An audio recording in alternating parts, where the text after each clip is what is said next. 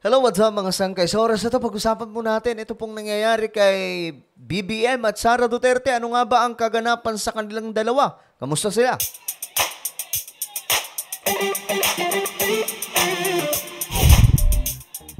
Alright guys, magandang oras po sa lahat ng mga nanonood ngayon, sa lahat po ng ating mga kababayan. Kamusta po kayong lahat? Bago po tayo magsimula mga sangkay, pakisubscribe po muna yung ating YouTube channel. Sa baba ng video na to, may makikita po kayong subscribe button. Pindutin nyo lamang po yan, then i-click nyo yung bell at i-click nyo po yung all. Ulitin ko, click the subscribe down below, click the bell, and click all. At kung kayo ay nanonood sa Facebook, huwag nyo pong kailimutan na i-follow ang ating Facebook page. So eto mga sangkay, pag-usapan po natin ang patungkol kay PBBM at VP Sara Duterte dahil nga po mayroong pong kaganapan mga sangkay na nakakaintriga, no? Ulitin ko lang, paalala sa lahat, hindi na po tayo involved sa kahit na anong politics, okay? Wala na po tayong pinapanigan dito mga sangkay. Mapadilaw ka man, mapapula ka man, mapablue ka man, black, ano pa bang kulay dyan? Green, pink, at marami pa pong ibang kulay ng politika. Wala na po tayo. Tapos na pong eleksyon. At para sa akin mga sangkay, tapos na po ang era na kung saan nandun tayo sa point na lagi po tayong tutok sa politika. So sa ngayon mga sangkay, nakikita nyo naman po yung mga content ko, no, na medyo ano na to, hindi na po ito kagaya ng dati. At salamat mga sangkay kasi sinusuportahan pa rin po ng marami sa ating mga kababayan, especially po yung mga solid sangkay. Maraming salamat po sa inyong lahat. Pero pasadahan po natin ng ito. Kasi may balita mga sangkay. Ito po yung balita ngayon. Ito ang lumabas na balita na ang ratings daw po ni PBBM at Sara Duterte ay mukhang dahan-dahan pong bumababa. So ano nga ba ang nangyayari mga sangkay? Ito. Nakita daw po nakita ng lahat ang bagong survey pagdating po sa satisfaction ratings na mukhang though mataas mga sangkay pa rin kasi nasa mataas na antas pa rin pero bumaba po siya bahagya, no? Parang hindi nga lang bahagya, malaki-laki rin po ang ibinaba mga sangkay at nakapagtataka, we know naman na nanalo po ang dalawang to sa mataas po na ratings, 'di ba? Mataas po na boto, I mean. So, nakapagtataka mga sangkay na bigla po, nakita po natin si former President Duterte kung kailan po pa-exit na po sa kanyang panunungkulan bilang Pangulo ng Pilipinas, lalo pong tumaas ang satisfaction ratings. So, ito mga sangkay, tingnan po natin. In September 30 to October 4, the President's rating dropped by 6 percentage points from the second to the third quarter of 2023. Although 65% of the respondents remained content with his performance. So, do mga sangkay, meron daw pong 65% ng mga respondents na nanatili daw po na kontento sa kanilang kay President BBM sa kanyang performance. Pero, alam niyo mga sangkay, itong 6% na bumagsak ka sa ganung level, o ganung percent yung nawala sa'yo, medyo mataas to mga sangkay. Kasi, kumbaga, mataas sana, hindi lang 65%, nasa 70 plus. Pero ano nangyari? Diba? Bumaba. Ngayon ito, the decline was biggest in Metro Manila. Uy, no, mga sangkay. Ulitin ko hindi na po tayo saklaw ng kahit na sinong politiko, kahit na anong kulay, wala na po tayo dyan. Tapos na ang eleksyon, tapos na po ang kung anong naging bakbakan mga sangkay, at sa tingin ko tapos na rin po ang era ko na ganon, yung talagang puspusan. Kasi parang second time ko mga sangkay na tumulong sa isang kandidato sa pagkapangulo. Yung una, kay President Duterte. Ngayon naman kay President BBM. At para sa akin, tapos na po yun. Next election, wala na po tayong dyan, mga sangkay. Bahala na po sila.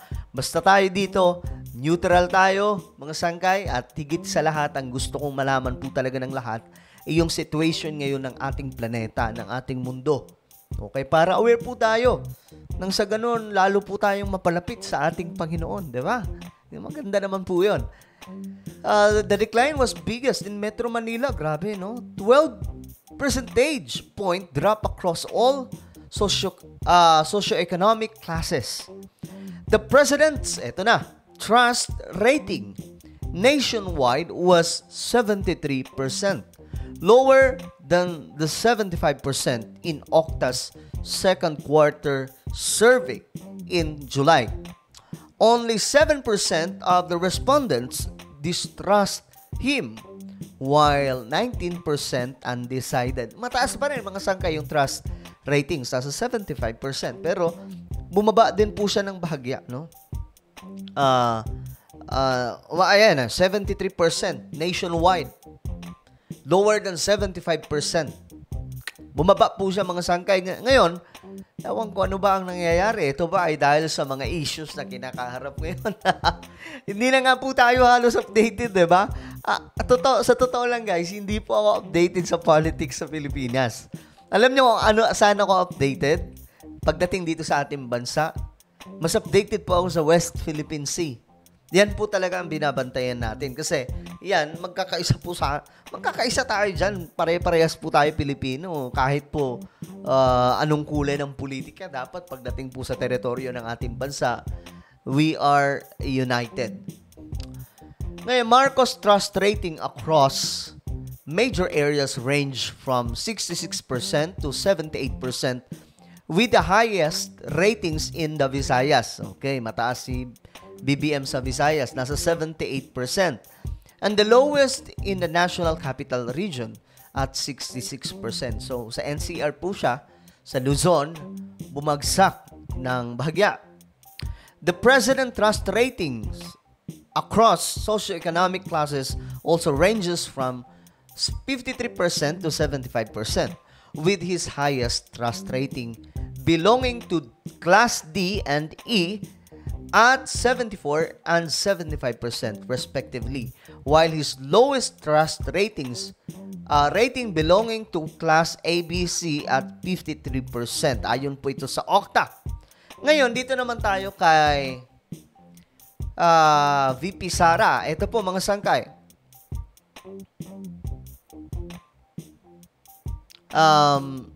Duterte, ito na, had a double-digit dip in her satisfaction rating, with 70% still satisfied with her performance. It was 12% lower than her rating in July. So, ano nangyari mga sangkay? Alright, Duterte's rating across all geographic regions went down. Bumaba mga sangkay. By 16 percentage points in the Visayas and 12% points in Balance Luzon and socioeconomic classes. 22 percentage points drop among Class E and 19 percentage point drop among Class ABC. So, ano to mga sangkay? Bumababa silang dalawa. Parang, ano yun, sabay. Sabi pa nga po ng iba mga sangkay, itong mga isinasagawang tawag dito, mga survey, karamihan daw po dyan ay tawag dito, mind conditioning. Halimbawa mga sangkay, may gusto silang ibagsak na tao, gusto nila bumaba yung ratings dandahan. Pinupondohan po yan ng kung sino man. Yun lang po ang naririnig po natin, but I don't know gaano katotoo yan mga sangkay. Duterte's trust rating is still the highest among the top government officials at 75%, although it has fallen by 8% points since the last survey. Ito, bumaba din po siya ng 8%. No? Her trust ratings across socioeconomic classes range between 75% and 79%, with the highest in Class E, 79%, and lowest in Class ABC, 59%. Ano ba ang nangyayari mga sangkay? Bakit? Bakit pumababa mga sangkay? At dito, may mga napapansin sila na tumataas. Ito, tingnan nga po natin.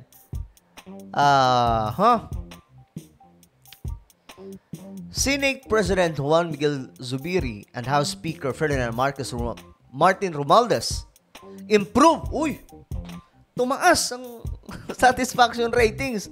Parang imposible, no? Pero, ewan ko, magkasangay, paano nangyari? By 1 and 6% points, respectively. Romualdez was at 61% and Zubiri at 58%. Zubiri's trust rating also went up to 57%, 1 percentage point higher than the second quarter rating. So, tumaas po sa bagya. Only 10% distrust him. Oh, dito na tayo kay Romualdez, mga sangkay. Romualdez had a trust rating of 60%, 6 percentage points lower than the second quarter rating. Ngayon, mga sangkay, well, mahalaga naman dito. Ang mahalaga dito, magawa po nila yung no? Magawa po nila yung mga gampanin sa ating pamahalaan. And let's pray for our country, mga sangkay. Let's pray for our government, leadership, lahat po dyan, mga sangkay. Kasi, alam mo nyo yung bansa natin, nasa, let's be honest, no? Let's be real. Ang situation sa West Philippine Sea ay medyo mabigat po yan na usapin.